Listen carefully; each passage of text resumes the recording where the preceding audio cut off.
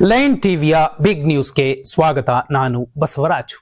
ಖ್ಯಾತ ಉದ್ಯಮಿ ಸಿಜೆ ರಾಯ್ ಆತ್ಮಹತ್ಯೆ ಪ್ರಕರಣ ದೇಶದಲ್ಲೇ ಭಾರಿ ಸದ್ದು ಮಾಡ್ತಿದೆ.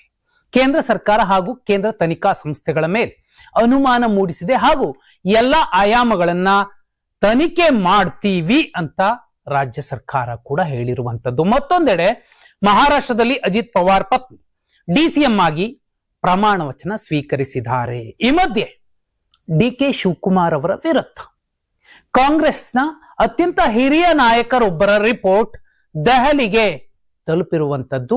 ಅದು ಕೂಡ ದಮನಿತ ಶೋಷಿತ ಸಮಾಜಗಳ ನಾಯಕರು ಅತ್ಯುನ್ನತ ಸ್ಥಾನಕ್ಕೆ ಹೋಗಿ ಕೂರೋದಕ್ಕೆ ಅವರು ಬಿಡ್ತಿಲ್ಲ ಅನ್ನುವಂತಹ ಒಂದು ಗಂಭೀರ ಆರೋಪದ ಆಧಾರದ ಮೇಲೆ ಒಂದು ವರದಿ ರವಾನೆ ಆಗಿರುವಂತದ್ದು.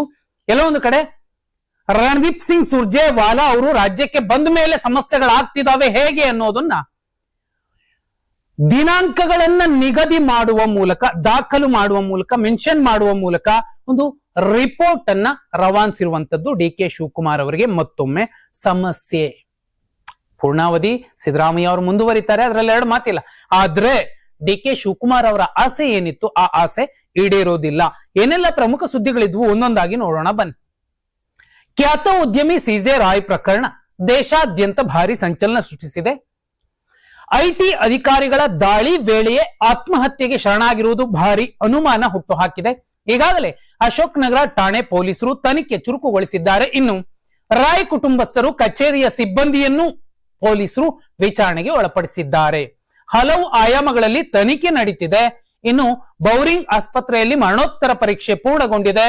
ಬುಲೆಟ್ ಎದೆಯ ಎಡಭಾಗಕ್ಕೆ ಹೋಗಿದೆ, ಅದು ದೇಹದಿಂದ ಹೊರ ಹೋಗದೆ ಒಳಗೆ ಉಳಿದಿದೆ. 6.35 mm ಗಾತ್ರದ ಬುಲೆಟ್ ಹೃದಯ ಶ್ವಾಸಕೋಶದ ಕೆಳಭಾಗದ ಹಾಗೂ ಡಯಾಫ್ರಮ್ಗೆ ಹಾನಿ ಮಾಡಿದೆ. ಸಿಜೆ ರಾಯ್ ಸಾವು ಗುಂಡಿನ ಗಾಯದಿಂದಲೇ ಆಗಿದೆ ಎಂದು ವೈದ್ಯರು ದೃಢಪಡಿಸಿದ್ದಾರೆ. ಬೆರಳಚ್ಚು ಪರೀಕ್ಷೆಗಾಗಿ ಕೈ ಮತ್ತು ಬೆರಳಿನ ಮಾದರಿಗಳನ್ನು ಸಂಗ್ರಹಿಸಿ ಎಫ್ಎಸ್ಎಲ್ಗೆ ಕಳುಹಿಸಲಾಗಿದೆ. ಇನ್ನು ನಾಳೆ ಸಿಜೆ ರಾಯ್ ಅವರ ಅಂತ್ಯಕ್ರಿಯೆ ನಡೆಯಲಿದೆ. ಇಲ್ಲಿ ಐಟಿ ಅಧಿಕಾರಿಗಳದ್ದು ಎಷ್ಟು ದೊಡ್ಡ ತಪ್ಪಿದೆ ಅಂದ್ರೆ, ವಿಚಾರಣಾಧೀನ ವ್ಯಕ್ತಿ ಇದ್ದಾರೆ, ಸಣ್ಣದೊಂದು ಫೋನ್ ಇದ್ರೇನೆ ಕಿತ್ತು ಬ್ಯಾಗ್ ಅಲ್ಲಿ ಬಿಸಾಕ್ತಾರೆ.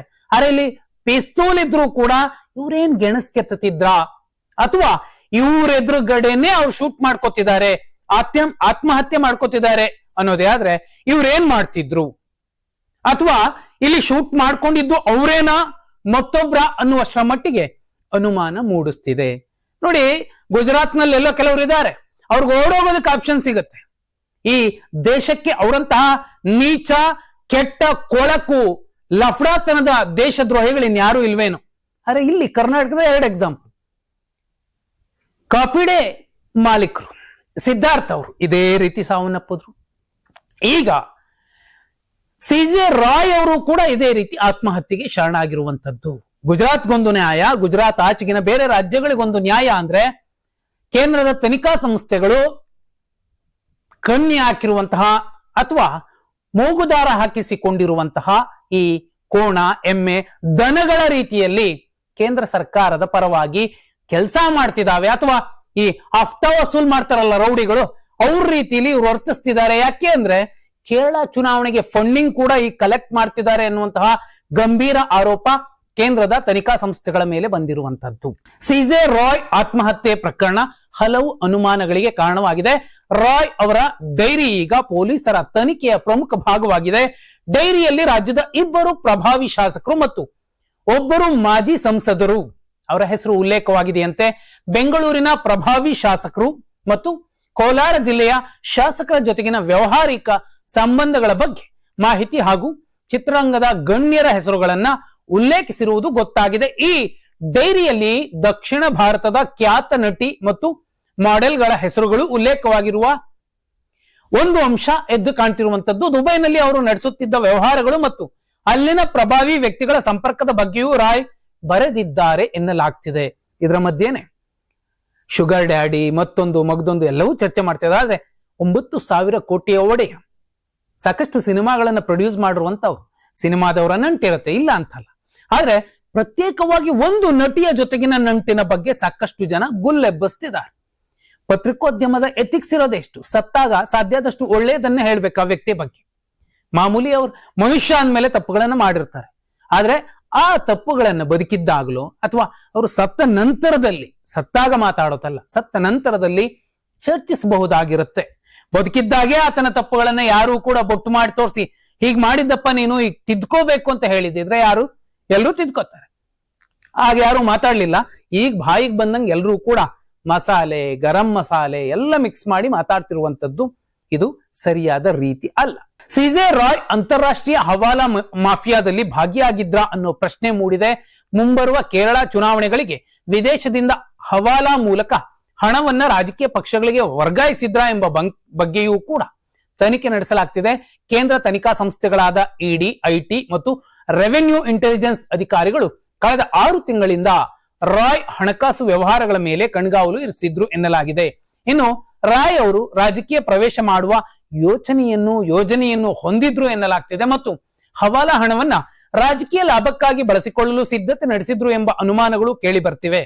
ಅಧಿಕಾರಿಗಳಿಗೆ ಲಭ್ಯವಾಗಿರುವ ದಾಖಲೆಗಳು ಮತ್ತು ರಾಯ್ ಅವರ ಮೊಬೈಲ್ ಚಾಟ್ಗಳು ಈ ಎಲ್ಲ ಅಂಶಗಳನ್ನ ಬಹಿರಂಗಪಡಿಸುವ ನಿರೀಕ್ಷೆ ಇದೆ.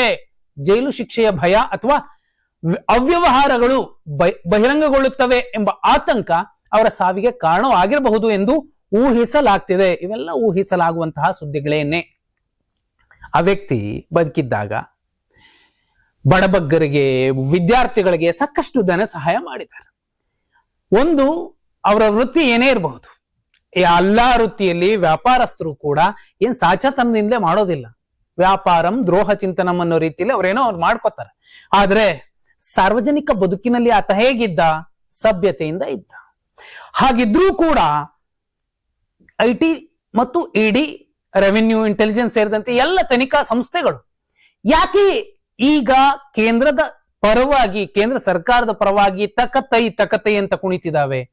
ಕೇರಳ ಚುನಾವಣೆ ಸಂದರ್ಭದಲ್ಲೇ ಈ ಸಾವಾಗಿದೆಯಲ್ಲ, ಸುಮಾರು 18% ಕ್ರಿಶ್ಚಿಯನ್ ಸಮುದಾಯ ಕೇರಳದಲ್ಲಿದೆ. ಈಗ ಹೋಗ್ತಿರೋ ಮೆಸೇಜ್ ನೋಡಿದ್ರೆ, ಸಿಗ್ನಲ್ಸ್ ನೋಡಿದ್ರೆ ಅಲ್ಲಿ ಬಿಜೆಪಿ ಬಂದಿಲ್ಲ ಬಿಡಿ, ಬಂದೇ ಬರುತ್ತೆ ಅನ್ನುವಂತಹ ಏನ್ ದೊಡ್ಡ ನರೇಟಿವ್ ಇತ್ತು ಅವೆಲ್ಲಕ್ಕೂ ಕೂಡ ಸರಿಯಾಗಿ ಗುನ್ನ ಬೀಳುತ್ತೆ. ಅಲ್ಲಷ್ಟೇ ಅಲ್ಲ, ಕರ್ನಾಟಕದಲ್ಲೂ ಕೂಡ ಅದರ ಎಫೆಕ್ಟ್ ಹೇಗಿರುತ್ತೆ ಅನ್ನೋದು ಗೊತ್ತಾಗುತ್ತೆ. ಒಬ್ಬ ಉದ್ಯಮಿ ಸತ್ರೆ ಹಾಗಾಗತ್ತೆ ಅನ್ನೋದಕ್ಕೆ ಒಂದಷ್ಟು ಉದಾಹರಣೆಗಳು ಕೂಡ ನಮಗೆ ಸಿಗ್ತವೆ. ಸಿದ್ಧಾರ್ಥ ಅವರ ಪ್ರಕರಣ ಕೂಡ ಒಂದು ದೊಡ್ಡ ಮಟ್ಟದಲ್ಲಿ ಅವ್ರಿಗೆ ಯಾರೆಲ್ಲ ಕೆಲಸಗಳು ಕೊಟ್ಟಿದ್ರು ಆ ಭಾಗದಲ್ಲಿ, ಚಿಕ್ಕಮಗಳೂರು ಸುತ್ತಮುತ್ತ, ಅವರೆಲ್ಲರೂ ಕೂಡ ಯಾವ ರೀತಿ ಯೋಚಿಸಬೇಕಾದಂತಹ ವಿಚಾರ. ಸಿಜೆ ರಾಯ್ ಸಾವಿಗೆ ಆದಾಯ ತೆರಿಗೆ ಇಲಾಖೆಯ ಕಿರುಕುಳವೇ ಕಾರಣ ಎಂದು ಸಚಿವ ಪ್ರಿಯಾಂಕ್ ಖರ್ಗೆ ಗಂಭೀರ ಆರೋಪ ಮಾಡಿದ್ದಾರೆ. ಸರ್ಕಾರದೊಂದಿಗೆ ಹೊಂದಾಣಿಕೆ ಮಾಡಿಕೊಳ್ಳದ ಉದ್ಯಮಿಗಳು, ಕೈಗಾರಿಕೋದ್ಯಮಿಗಳೇ ಗುರಿಯಾಗಿಸಿ ಕೇಂದ್ರ ಸರ್ಕಾರ ದಾಳಿ ಮಾಡಿಸ್ತಿದೆ. ಐಟಿ, ಇಡಿ ಇಲಾಖೆಗಳನ್ನ ಬಳಸಿಕೊಳ್ತಿದೆ. ಇದು ಕಿರುಕುಳವಲ್ಲದೆ ಬೇರೇನೂ ಅಲ್ಲ. ಕರ್ನಾಟಕದಲ್ಲಿ ಇದು 3ನೇ ಅಥವಾ 4ನೇ ಪ್ರಕರಣ ಆಗಿದೆ.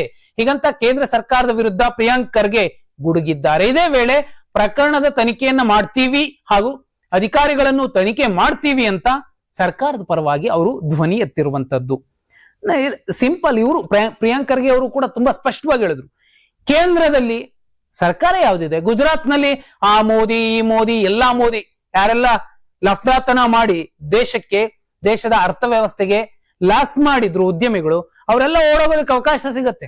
ಅದೇ ಇಲ್ಲಿ ಕರ್ನಾಟಕದ ಅಥವಾ ಗುಜರಾತೇತರ ಉದ್ಯಮಿಗಳು, ಕೈಗಾರಿಕೋದ್ಯಮಿಗಳು ಈ ತರ ಜೈಲಲ್ಲಿ ಕೂತ್ಕೊಳ್ಳುವಂಥದ್ದು, ಅಲ್ಲಿ ಗೋಳಾಡುವಂಥದ್ದು ಅಥವಾ ಸೂಸೈಡ್ ಮಾಡ್ಕೊಂಡು ಸಾಯುವಂತಹ ಸ್ಥಿತಿ ಬಂದಿದೆ ಅಂದ್ರೆ ಗುಜರಾತ್ಗೊಂದು ನ್ಯಾಯ, ಗುಜರಾತ್ ಆಚೆಗಿನ ಭಾರತಕ್ಕೊಂದು ನ್ಯಾಯ ಆದ್ರೆ ಏನರ್ಥ?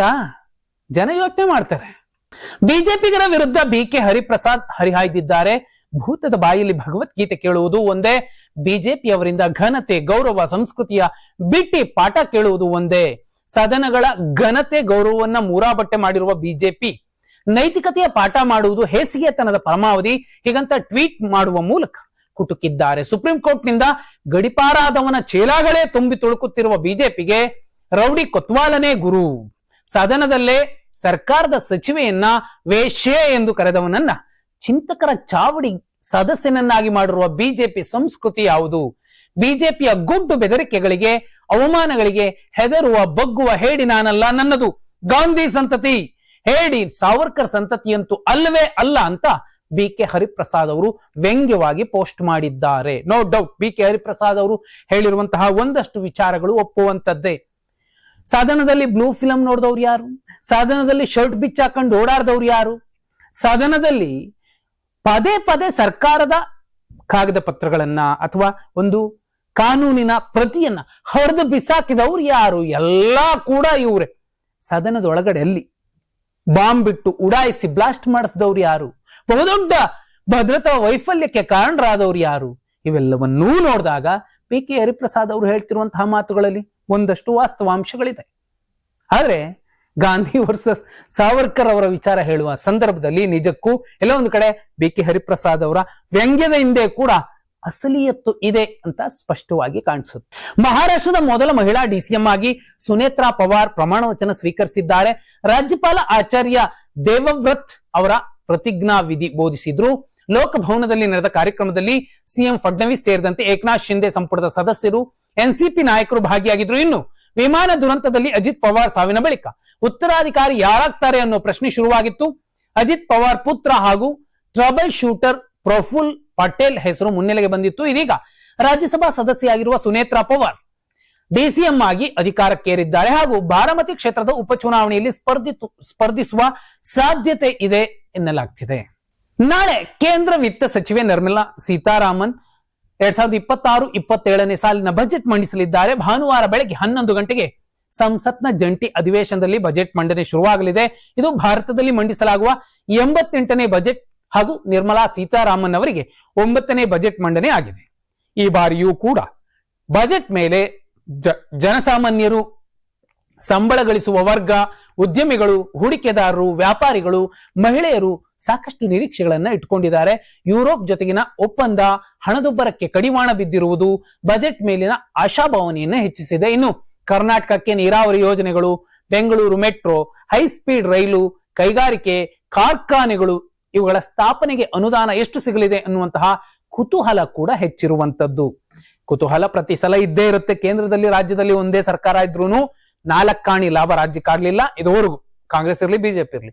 ಈಗ ಕೇಂದ್ರದಲ್ಲಿ ಸಿದ್ದರಾಮಯ್ಯ, ರಾಜ್ಯದಲ್ಲಿ ಸಿದ್ದರಾಮಯ್ಯ ಅವರು, ಕೇಂದ್ರದಲ್ಲಿ ಮೋದಿ ಅವರಿದ್ದಾರೆ. ಈಗ ಆಲ್ರೆಡಿ ಅನುದಾನದ ಹಂಚಿಕೆ ಇರಬಹುದು ಅಥವಾ GSTಯ ಪಾಲಿನ ಇರಬಹುದು, ದೊಡ್ಡ ಯುದ್ಧ ನಡೀತಿದೆ. ದೊಡ್ಡ ನಿರೀಕ್ಷೆಯನ್ನ ಕರ್ನಾಟಕ ಇಟ್ಕೊಳ್ಳೋದಕ್ಕೆ ಸಾಧ್ಯ ಇಲ್ಲ. ಸುಖ ಸುಮ್ಮನೆ ಕರ್ನಾಟಕದಲ್ಲಿ 14 ಜನ 15 ಜನ MP ಗಳನ್ನ ಗೆಲ್ಸಿ ಕಳಿಸುವಂತಹ ಒಂದು ವ್ಯರ್ಥ ಕೆಲಸ ನಡೀತಾನೆ ಇದೆ. ರಾಜ್ಯಕ್ಕೆ, ಕರ್ನಾಟಕಕ್ಕೆ, ಅದರಲ್ಲೂ ಮುಖ್ಯವಾಗಿ ಮೋದಿ ಮಲತಾಯಿ ಧೋರಣೆಯನ್ನ ಅನುಸರಿಸ್ತಾರೆ ಇದ್ದಾರೆ. ನೆರೆಯ ಆಂಧ್ರಕ್ಕೆ ಏನೆಲ್ಲ ದೊಡ್ಡ ದೊಡ್ಡ ಅನುದಾನಗಳೋದ್ವು, ರಾಜ್ಯಕ್ಕೆ ಒಂದು 4 ಕಾಣಿ ಕೂಡ ಬರಲಿಲ್ಲ. ಯಾಕಂದ್ರೆ ಮೈತ್ರಿ ಪಕ್ಷ ಇದೆ, ಅಲ್ಲಿ ಕೊಡ್ಲಿಲ್ಲ ಅಂದ್ರೆ ಬೆಂಬಲ ವಾಪಸ್ ತಗೋತಾರೆ, ಸರ್ಕಾರ ಬಿದ್ದೋಗುತ್ತೆ ಅನ್ನುವಂತಹ ನಡುಕ ಇರುತ್ತೆ. ಆದ್ರೆ ರಾಜ್ಯದಲ್ಲಿ ಸುಖ ಸುಮ್ಮನೆ ಬಿಜೆಪಿ JDS ನ ಸಂಸದರು ಗೆದ್ದೋಗಿದ್ದಾರೆ. ಏನಕ್ಕೆ? ನಾಯಿ ಮೂಲೆ ಹಾಲಿದ್ದಂಗೆ ಅವ್ರು ಏನೂ ಮಾಡ್ಲಿಕ್ಕೆ ಆಗೋದಿಲ್ಲ. ರಾಜ್ಯದ ಪರ ಗಟ್ಟಿಯಾಗಿ ಧ್ವನಿಯತ್ತ ಕಾದ್ದಿರುವಂತಹ ಹೇಡಿಗಳು ಕೂಡ ಅಲ್ಲಿ ಕೂತಿದ್ದಾರೆ ಅನ್ನುವಂಥದ್ದು ಇದೆಯಲ್ಲ, ನಾಚಿಕೆಗೇಡಿನ ಸಂಗತಿ. ಇದು ಇವತ್ತಿನ ಪ್ರಮುಖ ಸುದ್ದಿಗಳಾಗಿದ್ವು. ನಾಳೆ ಕೂಡ ಪ್ರಮುಖ ಸುದ್ದಿಗಳನ್ನ ಸರಳವಾಗಿ ಸಮಗ್ರವಾಗಿ ಹೇಳುವಂತಹ ಪ್ರಯತ್ನ ಮಾಡ್ತೀವಿ. ಧನ್ಯವಾದ. ಶುಭರಾತ್ರಿ.